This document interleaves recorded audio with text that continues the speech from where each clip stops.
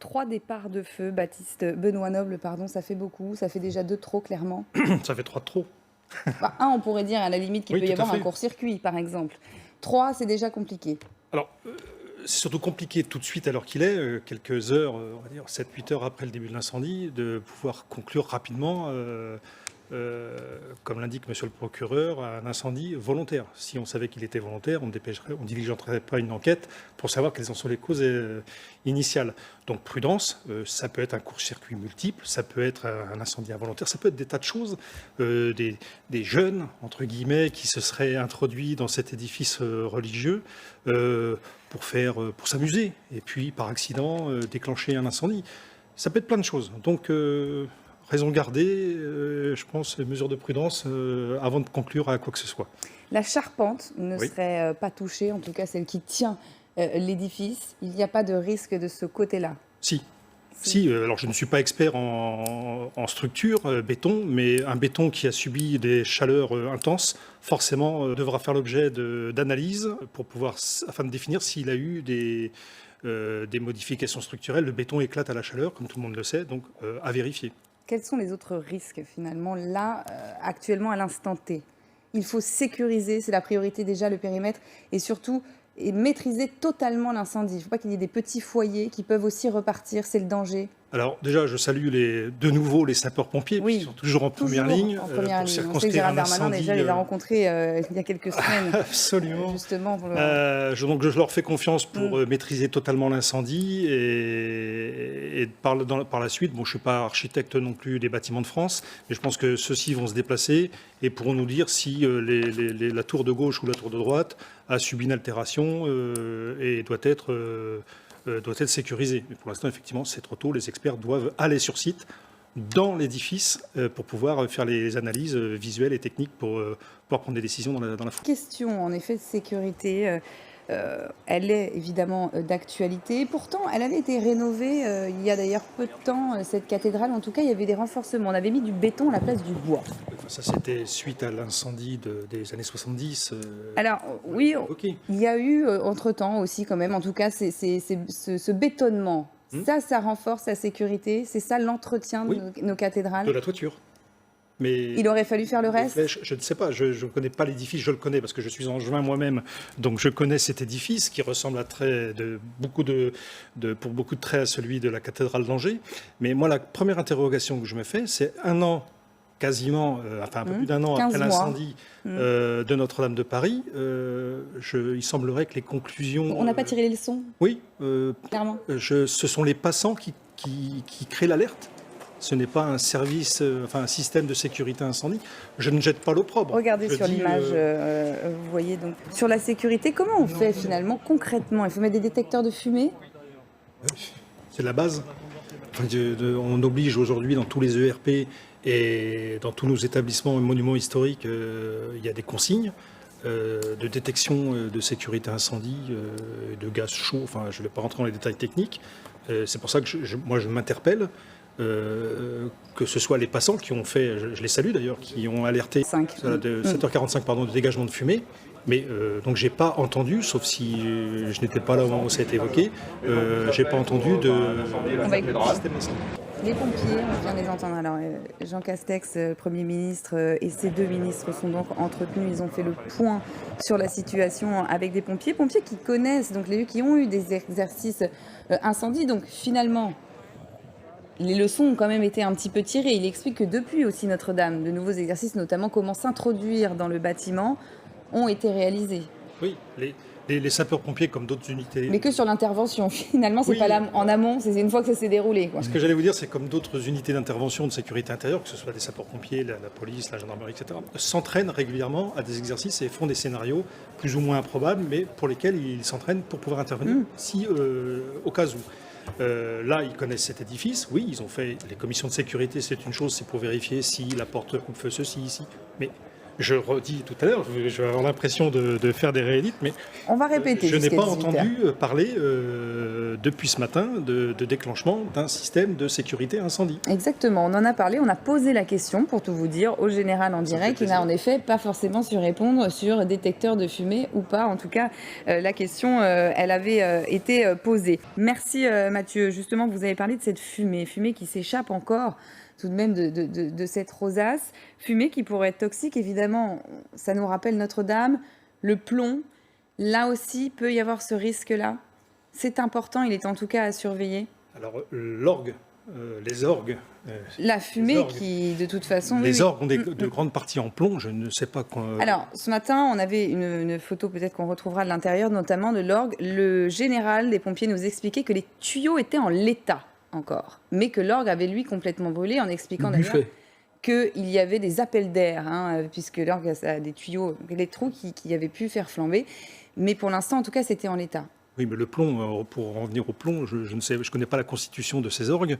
Mais il va falloir être vigilant autour de ça. Pour moi, il y a de fumée toxique, pas fumée toxique. Les sapeurs-pompiers savent faire les mesures dans l'air pour connaître la toxicité de l'air. Regardez justement, c'est un petit carré à droite en haut de l'image, vous allez voir ces images de l'intérieur. Elles ont été prises par le diocèse de Nantes. Là aussi, on voit vraiment les dégâts. Ils sont impressionnants. Non. Beaucoup de bois, comme d'habitude, comme on a vu sur Notre-Dame de Paris. Comme on voit à chaque fois qu'un édifice religieux, là, ce qui va prendre le plus de temps, ce n'est pas trop le nettoyage, je pense que ce sera la réfection à l'identique de ces grandes orgues. Enfin, pour moi, ce sont des grandes orgues. Mais je compte bien sur M. Bern pour pouvoir solliciter la population et tous les ministres, à commencer par Mme Ndiaye, qui est ministre de la Ville, qu'on n'a pas cité, mais qui, je pense, va s'emparer du sujet.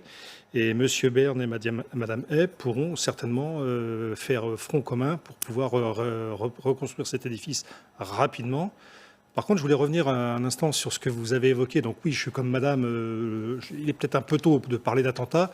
Moi, je pense plus à un acte de bêtise, comme on en voit souvent. Je ne pense pas que la religion en elle-même soit visée. C'est mon propos, c'est ma pensée, mais en tout cas, je l'espère. Sérieux. C'est pas sérieux, vous dites ? Non, c'est le Premier ministre, il y a Mme Bachelot, qui est ministre aussi, M. Darmanin. Un édifice qui n'est pas encore éteint, les reconnaissances sont en cours.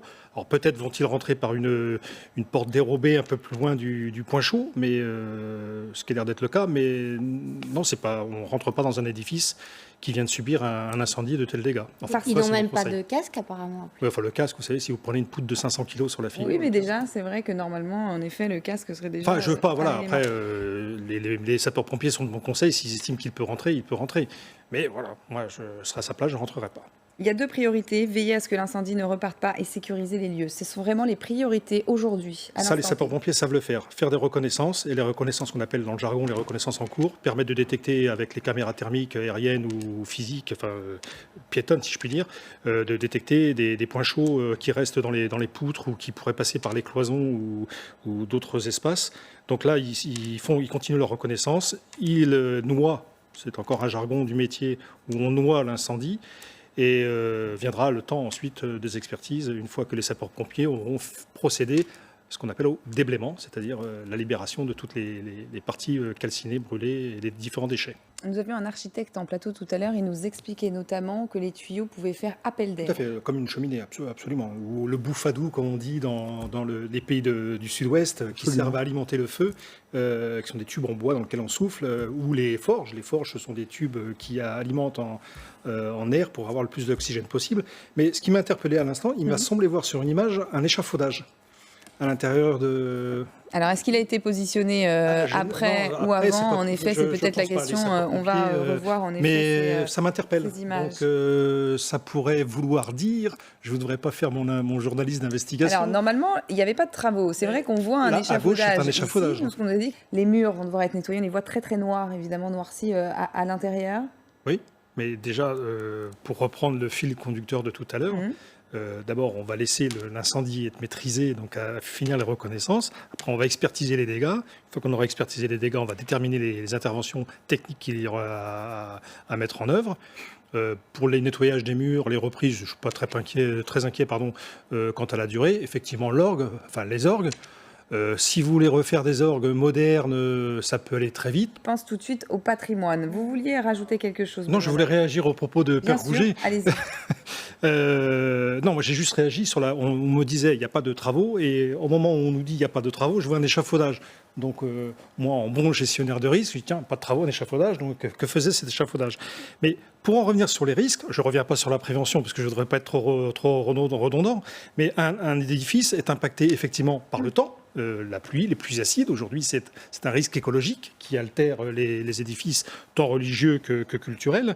Vous avez les événements naturels, vous pouvez avoir des forts coups de vent qui peuvent dégrader un monument, vous avez la foudre qui peut altérer un monument, vous avez les pluies subites et fortes. Oui, parce que certaines cathédrales, on peut le dire, ça fuit. On nous l'a dit tout à l'heure, notamment, voilà, certaines cathédrales de France. C'est un être vivant.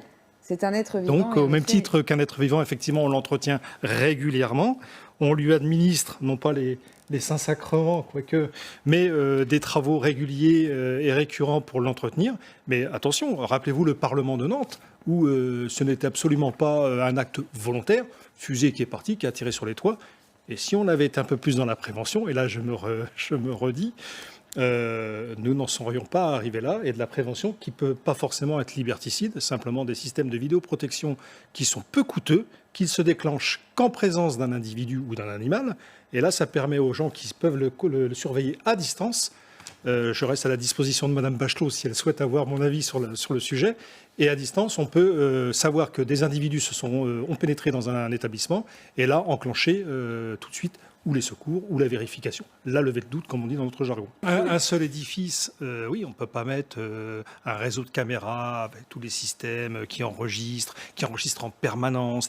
Oui, c'est ça, c'est l'enregistrement en permanence. Moi, je parle juste de systèmes de vidéosurveillance efficients qui se déclenchent une fois qu'il n'y a plus personne dans l'édifice, qui vont se déclencher sur la simple présence humaine ou animale, et qui va permettre de déclencher des secours ou une vérification, ce qu'on appelle la levée de doute, dans les meilleurs délais. Et si vous aviez eu ça, petite caméra que vous pouvez trouver dans les grandes surfaces à 49 €, vous n'auriez pas eu cet incident.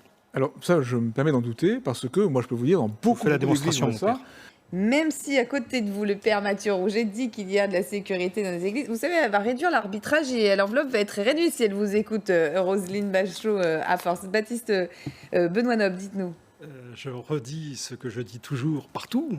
J'ai moi-même mon bâton de pèlerin. C'est que sécurité et prévention font pair. Et quand on reconstruit un édifice ou quand on le construit, on peut intégrer des systèmes de sécurité, pas forcément très coûteux. Je n'ai pas parlé de sprinklage. Vous savez, ces réseaux d'eau en charge qui permettent de se déclencher en cas d'élévation de température. Non, simplement de détection et d'alerte. Je n'ai pas dit de surveiller tout le monde. Moi, je trouve que votre idée de faire participer les visiteurs, puisqu'on parlait, attention. Non, mais votre idée, la question que vous évoquiez, moi, je partage. Je serais le premier à visiter un édifice religieux et à participer à sa sécurité ou à son entretien ou à la rénovation partielle de telle ou telle partie. Ça ne me choquerait pas personnellement. Mais la prévention des risques, ça n'a pas de prix. 1 € investi dans la sécurité, c'est 3 € récupérés. Et si vous investissez, que ce soit dans votre logement pour un extincteur de 2 kilos, ou que ce soit pour votre église, ou pour votre musée, ou pour ce que vous voulez, il ne faut pas oublier d'investir la sécurité, la sûreté, la prévention des risques. Ça servira à tout le monde, nos concitoyens, les chrétiens, les musulmans, toutes les familles. Prévention des risques. Il y a évidemment un suivi de ces réseaux électriques, mais ils représentent peut-être aussi un danger. Oui, mais tout, comme partout, tout, comme l'électricité, tout présente un danger, tout à fait. Mais non, en fait, je souriais pas, mais il faut suivre les normes, c'est ce qu'il a dit. Suivre les normes, et que parfois, que souvent, je reprends ses propos, les installations électriques sont à l'origine d'incendies. Oui, c'est vrai. Si elles ne sont pas, si les normes ne sont pas respectées. On parle souvent des feux, des incendies dans les maisons ou les appartements, parce que ce sont des installations qui sont entretenues par les propriétaires ou les locataires. Là, il y a danger, avec surcharge de lignes, etc. Mais là, sur un établissement comme la cathédrale de Nantes, j'ose espérer que les installations électriques répondent aux normes, et j'en suis très convaincu. Donc, et puis on ne peut pas perdre de vue la simultanéité du départ des 3 foyers. En tout cas, Roselyne Bachelot, elle, a bien pris le Absolument. sujet en main, parler de ces arbitrages qui vont évidemment être reconsidérés. Elle a parlé avec tristesse de cette œuvre tout de même qui a été détruite par les flammes dans cette cathédrale. Vous vouliez rajouter quelque chose? Je voulais, parce que j'écoute je bois vos paroles les uns et les autres sur l'histoire de la culture dans l'histoire, et c'est très plaisant à écouter. Mais je voulais faire un parallèle justement avec la prévention des risques. Vous avez raison. Là pour ça. La sécurité en France, comme dans tous les pays développés ou moins développés, est aussi assujettie à une histoire. C'est à chaque fois que vous avez un événement, le plus connu c'est Céveso. À chaque fois que vous avez un événement, vous avez de nouvelles lois qui arrivent, de nouveaux décrets, de nouvelles obligations, et vous avez la mémoire collective qui dit « Ah, il ne faudrait pas que ça se reproduise ». On pourrait faire le lien entre Notre-Dame de Paris et la cathédrale Saint-Pierre-Saint-Paul. Arrêtons d'attendre un événement pour déclencher des besoins. Investissons dans la prévention des risques. Et pour moi, en tout cas, en ce qui me concerne, pour conseiller à notre Premier ministre, M. Castex, de peut-être mettre en place un secrétariat d'État à la sécurité civile. Merci en tout cas à tous les quatre. On a bien entendu, on a bien débattu. Toutes les idées ont été évidemment données sur ce plateau et les informations sur ce feu donc, qui a ravagé une partie de l'intérieur de la cathédrale de Nantes.